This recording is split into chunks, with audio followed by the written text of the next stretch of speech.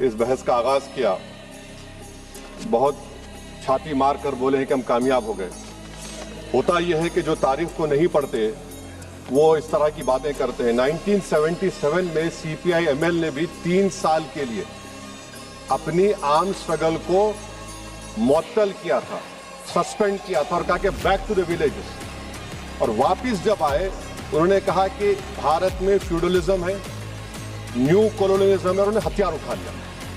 जितने भी left wing extremism के लोग आज हथियार डाल रहे हैं वो अपनी आइडियोलॉजी को रिजेक्ट नहीं कर रहे हैं। एक स्टेटमेंट मुझे बता दीजिए, हथियार डाल रहे हैं मगर अपनी आइडियोलॉजी पर कायम है, और अगर वो आइडियोलॉजी सस्पेंड नहीं करेंगे तो आपने कौन सी कामयाबी हासिल कर ली? 1970 में चारू मजुमदार ने कहा था कि 70s will be a decade.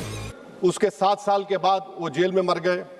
फिर 2004 में पीपुल्स वॉल ग्रुप MCC मिला दिया गया, CPI मॉइस बन गया, और उन्होंने कहा कि 2050 तक हम न्यू डेमोक्रेसी रिवॉल्यूशन लाएंगे। बताने का मकसद यह है मैडम कि आइडियोलॉजी पे आज भी वो लोग कायम हैं। मैं 55 दिन हैदराबाद की उस वक्त की मुशीराबाद जेल में था, किसी का मेहमान था, एक कमरे में मुझे रखा गया। मैं 20 दिन पटेल सुधाकर रेड्डी से बात करता था, और पटेल सुधाकर रेड्डी कौन है? जो नक्सलाइट्स को जानते हैं। 98 में वो मुझसे पूछता था कि गैट के बारे में तुम्हारी राय क्या है। हम अम्बुड्समार्ट बोलते हैं। अम्बुड्समार्ट का मतलब क्या है हिंदी में? इनकॉम्प्रिहेंसिबल प्लेटो। अम्बुड्समार्ट एक गोंड के लिए मार्ट का मतलब साल और पेड़ है। 10,000 स्क्वायर किलोमीटर का एरिया है। नक्सलाइट खत्म हो गए, लेफ्ट विंग एक्सट्रीम खत्म हो गया। अब क्या हो गया कि ना मॉइस्ट है ना गवर्नेंस है, कोई नहीं है वहां पर। क्या होगा बताइए आप मैडम। और एक चीज मैं आपको बताना चाह रहा हूं कि ये 70% मिलिट्री विक्ट्री है, और जो चीजें जो उनको ड्राइव करती थी, और ये सरकार समझ नहीं रही है। इस देश में सबसे बड़ा पॉपुलेशन नौजवानों का है।